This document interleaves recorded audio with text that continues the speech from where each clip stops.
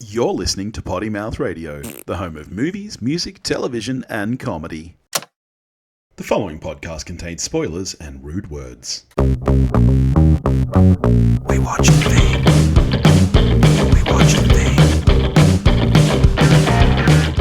Hello, everybody, and welcome to my island. How you doing, Dave? Forgetting is a gift. Look, I don't have an island. I mean, it's put me in a tricky situation here, because the truth is I'd like an island, but I don't feel like I can say that after seeing this movie, because I don't want that kind of island. Oh, no, don't blame this movie. I think Jeffrey Epstein ruined islands for everybody. Let's get straight into it. This week we're talking about Blink Twice, which is a 2024 American psychological thriller film directed by Zoe Kraviz in her directorial debut from a script that she co-wrote with E.T. Feigenbaum. Great fucking name. Isn't it? It stars Naomi Ackie, Channing Tatum, Christian Slater, Simon Rex, Adria Arjona, Haley Joel Osment, Kyle MacLachlan, Gina Davis, and Alia Shawkat. Jeez, what a cast. And what is it about, mate? Yeah, well, it's kind of like, Jeffrey Epstein, an American fable. Two poor people pose as rich people and kind of get themselves invited to unconventional tech billionaires island along with a bunch of people they don't know. And I mean, a bacchanal of an undetermined number of days ensues where they take copious drugs and then slowly start to think that things aren't quite as rosy as they appeared. Yes. Let's get straight into it then. I know that you and I were both pretty hotly anticipating this one. I had seen trailers for this one. I thought it looked really good. I like Zoe Kraviz. And I tell you what, look, you've kind of seen my thoughts. I posted on Facebook agreeing with someone else who had spoken about this movie. I fucking loved this movie. This absolutely right now is going to make my top 10 of the year, possibly 5. And I think it would take quite a lot of good movies coming out in a string of succession to drop it out of that.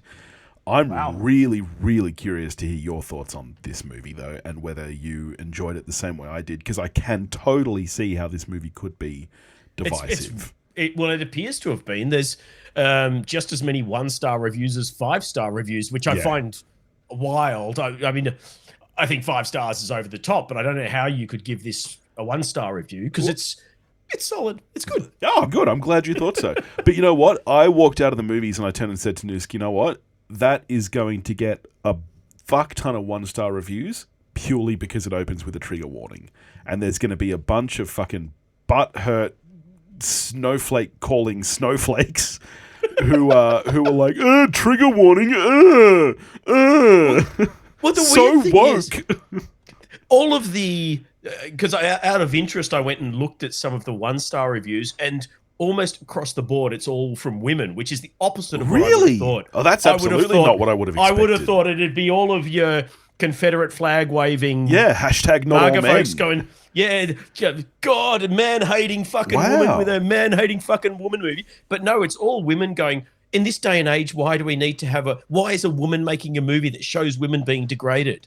That's not the point of the fucking movie. Maybe they walked out before the end. I don't know. Yeah, that's insane. Yeah, it's completely mental. Yeah. I thought this movie was absolutely brilliant, though. Like, hats off to Zoe Kraviz. This is a fucking great-looking movie for a $20 million budget. I think that the screenplay is incredibly strong. I think that the themes are exactly on point. I think that I can totally understand someone's opinion who was to say, it's over the top in its themes and it's kind of down your throat. I personally don't think it is. It's not subtle, but I don't think I don't say that in a bad way. Sometimes you're talking in a movie where the themes beat you over the head and you kind of feel you're treating us like morons. I don't think that's the case here. I think it's just the style and genre that she's gone for. Same. That is, and it does. It at the end, and maybe that. The end puts some people off who were there for the kind of psychological thriller and found, it going a bit full over the top. Yeah. Action horror at the end. maybe put people off. I loved that. I thought the ending was really, really good. Same. The way it devolves into, a revenge. I mean, It is it's a really good revenge film. Yeah, I mean, you know that prior to this, probably what was my top film of the year, Immaculate, was very much the same thing. I loved the way that devolved into just a balls to the wall, campy revenge flick by the end of that movie. Well, the thing I really like about this is that you've got that, but then you've got this unexpected and fantastic little coda at the end, which is the real revenge, which I thought that was the cherry on it. That's an extra half star for me, just for having that, not just the two women escaping. Yes. Where you get the Adria Arjona says, "Are you sure you're doing the right thing?" And then you pan back and you realize that it's not Adria Arjona that she's dragged out. She's taken Potato Head out. Which, of course, is alluded to at the start, when she says to Alia Shawkat, success is the best revenge. Like, I would love to watch this movie again. I think that there's foreshadowing ahoy. I do have some negatives. I'm not as high on it as you. I don't know that it'll make my top 10, but I did really like it. But I think she has spent a lot of time with whatever wicked named co-writer who I noticed the only other writing credit I could see was her mum's High Fidelity show. So this is a real family affair. But I think they've spent a lot of time structurally on kind of the small points in the script, like you say, that foreshadow. You open on the close up of the lizard and the score elements that don't make sense, but you don't notice that they don't make sense. It just seems like a stylistic choice. We're going to open on a close up of a thing. Yeah. But then you get to the end and you realize what those flashbacks were. There's so many structural elements like that, and so many really clever uses of things like color throughout the film. Yeah, which, big time. It's not accidental. A lot of time and thought went into the use of red, the use of yellow in particular to indicate unease and kind of poison and all of these notes where you get the snake, and then it's mirrored by the color of the towel that she's wearing over her head when you cut to her walking into there's some really clever framing and color use in this. 100%. Yeah, it's basically an M. Night Shyamalan film, the way that they use framing and color and stuff to such great effect. It's no, you're misunderstanding me completely. It's really, really good. That's just a little jab at Dave, because peek behind the curtain, after this we're recording our Patreon episode on Unbreakable for our Shyamalanigans series, and I just happen to know that Dave is entirely wrong in his opinion on that film. So but back to Blink Twice. Yes. Yeah, I honestly, so you said you had negatives on the film. Honestly, I don't. I think that this is a near perfect film. I think it's scripted wonderfully. I think the acting is insane. I didn't know that Channing Tatum had this kind of performance. I think this is the best thing I've ever seen him do. For so many years, and it is years now, the only things that I've really kind of liked him in have been the 1001 cameos where he's parodying himself. Yeah. And doing one-off jokes. Yeah. Like in Free Guy in This Is the End. It's become his stock in trade. We'll get Channing Tatum. He's up for anything. Yeah. He'll be a funny cameo. Or he's doing like rom-com shit. Yeah. I haven't seen him do something like this before. No. So that final monologue when he's going on about how forgiveness isn't real and forgetting is the only real thing, and he's screaming, I'm sorry. It's the wave of emotions and things going over. He goes through so many emotions, saying the same thing over and over again. That was phenomenal. It was really insane. Phenomenal. Every performance in this film was just absolutely next level. My only critique is that poor Alia Shawkat, who I think is incredible, who I've loved ever since she was maybe in Arrested Development, disappears so early in the film, and I'm like, no, she's the best. But it kept me on the edge of my seat almost this entire film. I loved the way that it kept twisting and turning. It's really interesting, right? When the trigger warning came up, my only thought was, oh no, now they've told me what's happening. Because from the trailer, you don't you don't know what's happening. You don't know why they're forgetting their memories. And I thought that was going to be the movie, was figuring that out. And then when that trigger warning came up and pretty explicitly said sexual violence, I'm like, oh no. Now there's no surprises for me. Now I know what's happening and why they're forgetting them. But it wasn't like that at all. It was a constant twisting and turning. And even just the relationships. When our lead character and the survivor babe chick start teaming up, I didn't see that coming. Can we call her Adria Arjona? She is one of the most gorgeous, talented women working in the field of movies. She is wonderful. I think the survivor chick is a little bit and then I was shocked, and I honestly I screamed out in the cinema when the high chick got shot, because I did not see that coming at all. Once we hit that point, I thought the 4 females were going to make it out together. So it just kept... as soon as we get the flashback and we see Alia Shawkat get killed, because I assumed they were going to rescue her somewhere. She was being held captive or something. Because she very cleverly has that... because you go into it assuming that all these rich people are horrible. Yeah. And for whatever reason, these two have been either accidentally or deliberately brought along to be some sort of toy, plaything, prey in a hunt. There's going to be some... But I assumed it was the two of them versus the glass onion rich group. Yes. And then you get the first reveal that from Adria Arjona that they're not all rich people. Yeah. They don't know each other. None of them know the rich guys. So the only people that you know each other are the Justin Bieber looking guy, Channing Tatum, Slater, and Haley Joel Osment. Yeah. And Kyle MacLachlan when he's there. Yes. You know that the guys all have a relationship, but then you suddenly finding out that not only do the women not know the rich guys, they don't know each other. Yeah. And suddenly I'm starting to think, okay, white slavery, human trafficking? Yeah. No, can't be. They're all... Because at least Adria Arjona is well known. Yes. Yeah. So she can't just disappear. Well, that's the thing, I guess. And the implication is that once they've done having their fun, and I guess part of the implication as well is that as well as having fun with these women, Channing Tatum is, I guess, doing an experiment of sorts to see how well this forgetful stuff works. Yeah. And it's kind of touching on one of the semi-negatives I had, which is that I think stylistically I liked everything. I think the plot, when you drill down into it a little bit, starts to unravel and kind of logically fall apart. And it's a small critique because while I was watching the film, it didn't bother me much. Yeah. It was more afterwards on the drive home, and I'm sort of thinking about the whole thing, and then it's like, well, wait a minute. Yeah, his whole kind of rationale... Him just being a psychopath and wanting to do horrible things to people because he's a billionaire and he can, and he's somehow come across this kind of serum from these flowers that will enable him to wipe memories and get away scot-free. I get all of that.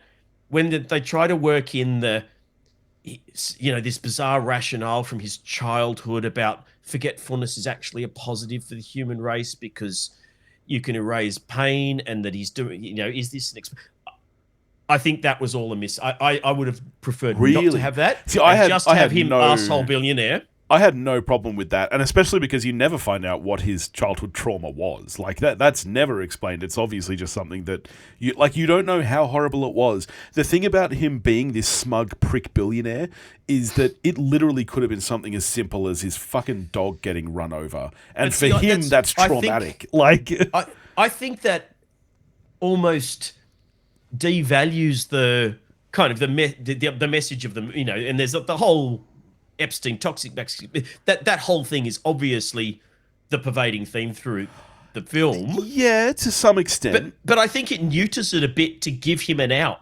Like, he's damaged because of his childhood. No, he's just a fucking prick. See, he doesn't need but because of this. See, there are rich billionaires acting like the rules don't apply to them all over the planet, not because of their childhood or No, the but they fact all that they all try blame it on their childhood. That's what I loved about this film. I don't think it devalues it at all, because especially the fact you never find out what it is. Like, I actually really, really loved that plot point, because you just it literally could be fucking nothing. He's so smug and rich. He doesn't live in the real world. Like, this is a guy who does not know what trauma is, and yet is traumatized. I think that would have worked better if we'd somehow got an indication that it was nothing, that his childhood was fine. He wasn't abused. He wasn't anything. I don't mind it being kind of grey. This thing he's built up is because you kind of think, well, maybe he was horrendously abused. Yeah, but even so, I don't think that's an excuse. I don't think the film ever tries to play that off as an excuse. Because there's no excuse. Like, Slater doesn't have an excuse. Haley Joel Osment doesn't have an excuse. No. I mean, he's cranky because he has to eat eggs when everyone else eats nice food. Fuck off. That's not an excuse. Yeah. So I didn't need that. The other thing which did irritate me while I was watching it, she starts getting suspicious because she's got dirt under her fingernails that she doesn't remember getting there. Yeah. These women have been, and we assume they've probably been there for weeks by the time she starts getting suspicious, because they've lost all sense of time. Yeah, they have no idea what day it is. Yeah. We have seen at least 5-6 days, but it's a blur. So they've probably been there for a couple of weeks at least. They are being brutally raped and sexually abused every night, and the only evidence that she can find is dirt under her fingernails?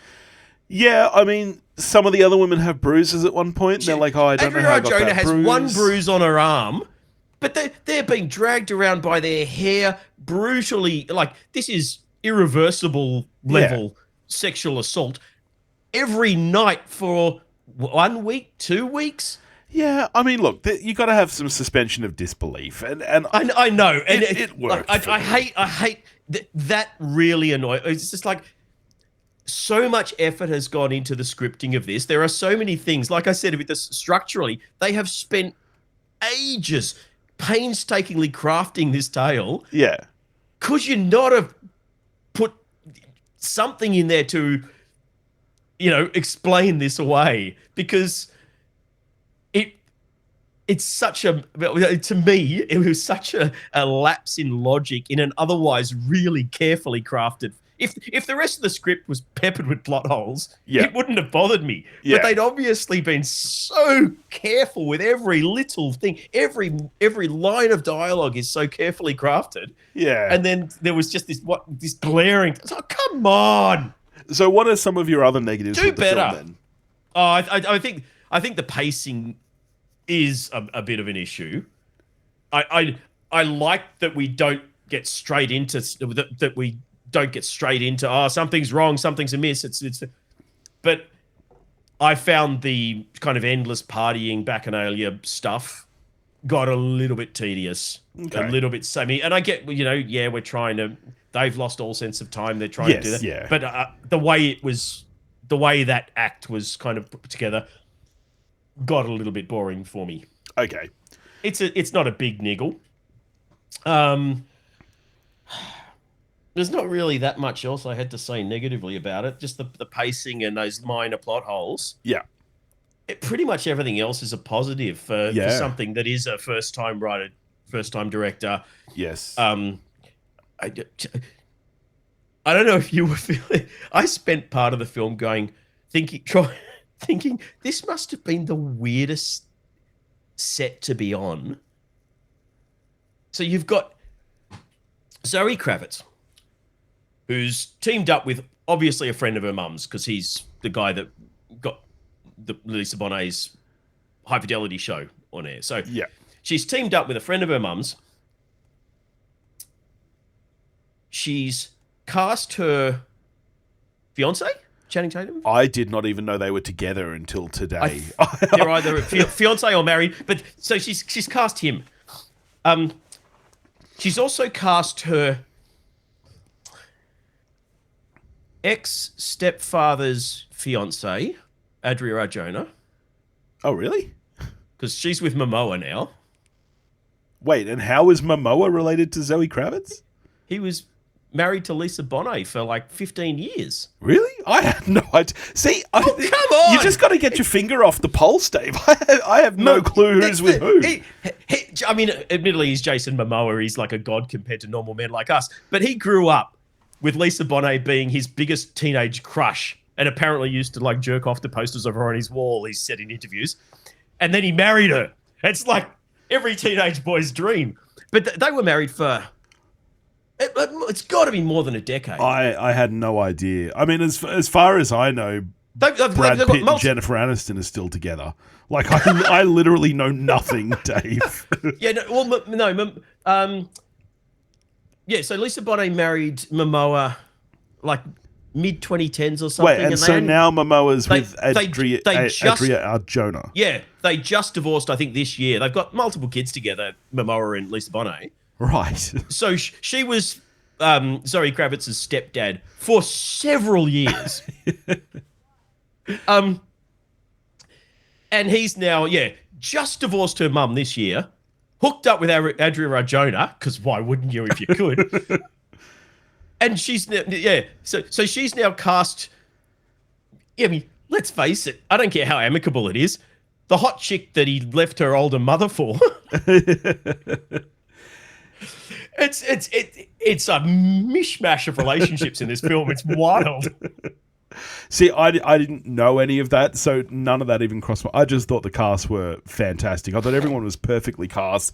I thought the movie, thematically, it plays with so many things. Like, obviously, there's, the Me Too, Epstein, toxic masculinity stuff. Yeah. But on top of that, you've got the class divide as well. It's a real eat the rich type undercurrent through the whole thing. Oh, yeah. Well, wealthy people are assholes, and we are Soylent Green to them. Exactly. I mean, if any, it's more about abuse of, power and wealth rather than it is abuse of, gender. I absolutely love that reveal as well that the Bieber-looking kid, I guess, has no idea what's going on either. He's been using the perfume. The weird thing, I thought, because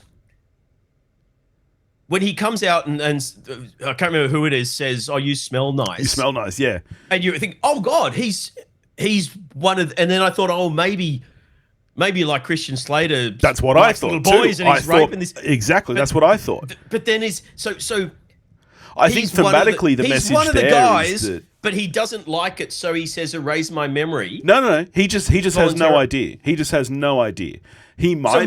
So why does he get invited on the rape party every night? Because you see him in the flashbacks, he's there, conscious and awake and everything, and then presumably forgets the next day because he wears perfume every day or something. Well, I think the implication there is that he kind of represents like the bystander effect, because but that would make sense. He asks Tatum. He says, what are we doing? What have I done? And Tatum says to us, you didn't do anything. Oh, yes. There's a special circle in hell for people who do fuck all. Exactly. Yeah. And I fucking loved that addition and that message, because it didn't need to be there, and it's a really small part of it, but I fucking love it. Just that idea that he is just as bad as them because he didn't do a thing. He didn't help them. He didn't participate. And just because he forgets, it doesn't make him any better or worse. Gina Davis. I chose to forget, you bitch. I don't even think it's that she chose to forget. I heard someone else say that. She says, I wanted to forget. I wanted to forget. I don't think that she specifically chose to, though. I was under the impression that she knows. She's filling all of the gift bags for all of the Epstein guests. She is well aware of everything that's going on and is consciously choosing to not remember it. Yeah, and that's why she's so angry when they force her to, when she gets conned into doing the snake bite shots. Yeah. And then the memories come back. Yeah. And she's like, oh God, so she's one of the German civilians. Yeah. Who no, we were just following the orders. Yeah. No, yeah, I loved this movie. I think absolutely at this point in the year, this would be making my top 5. Who knows whether it will stay there? But, I'm a 9 out of 10. How are you scoring this one? It's hard. Sort of hovering between 7.5 and 8. I'm going to sit on 7.5, but I do want to see it again. And if I find sort of more clever little things in the writing and the structure and everything, it'll probably bump it up to an 8. But sit on 7.5 probably at the moment. Nice. I thought the score was really good too. Same. I loved the score. Weird sort of. Every time I thought I had a handle on the score, it'd get really discordant. Like things were being played slightly out of scale, or the octaves were a bit off, or something. Yeah. That just made the whole thing really uneasy. Yeah. Which was so effective. Yeah. No, I loved it. Next week, I am not expecting to have anywhere near as good a time because next week we've got the remake of The Crow, which I don't know if you've seen the trailers, but it looks fucking awful to me. Yep, I've not expected dick from this from day one. There was something else good's coming out, though. Our only other option that I saw is the Blumhouse movie about Alexa, Afraid, with the capital AI in Afraid. Which, who knows, maybe we do a double feature then. Did that look good? I wasn't sure. Something I saw, I remember thinking, oh, thank God, we might not even have to do The Crow. I'm curious to see it anyway, just to see how bad it is. Oh, are you trying to get out of seeing Beetlejuice? Is that what you're doing? I don't think Beetlejuice... No, Beetlejuice is next week, not this week. Yes, but you need to watch the first one. I'm not watching Beetlejuice. You promised. We'll do it as a double feature then. I'm not doing a whole episode on it. Because the week after that, we've got Speak No Evil, which is going to be really fucking good. Yeah, I'm really excited for Speak No Evil. I have no intention of seeing The Joker. I'm just letting you know up front. I know it's not for about 3 weeks, but I am not spending money to watch that. It looks fucking terrible, and I hated the first one. Yeah, but come on, it'll be fun. It won't be fun. It'll be excruciating. He needs to go back to doing offensive fucking comedies like the Hangover movies and stop pretending he's a good filmmaker. I agree. I fucking hate the most Joker. Fucking pretentious bullshit. The worst thing about it is it's pretentious without cause. Like, I love a pretentious movie when it has a right to be pretentious. Joker is just a piece of shit that wants to think it's really smart. Oh, and we, you know that we've just invited ourselves for a shitload more 1-star reviews. Oh, bring it on! Anyone that wants to 1-star us because we think that Joker's not a good film is probably not going to like anything we say about any film. But thank you for joining us. Next week, I'm sure will be a piece of shit. But in the meantime, if you want to get in touch with us, you can do that at pottymouthradio.com or pottymouthradio@gmail.com. Definitely go join the Pottymouth Facebook listener community where you can get in touch with us and go listen to all of the other multitude of shows that we're doing. And we'll catch you next week. And go see Blink twice and see Christian Slater finally get his comeuppance for all the nasty stuff he did in Very Bad Things.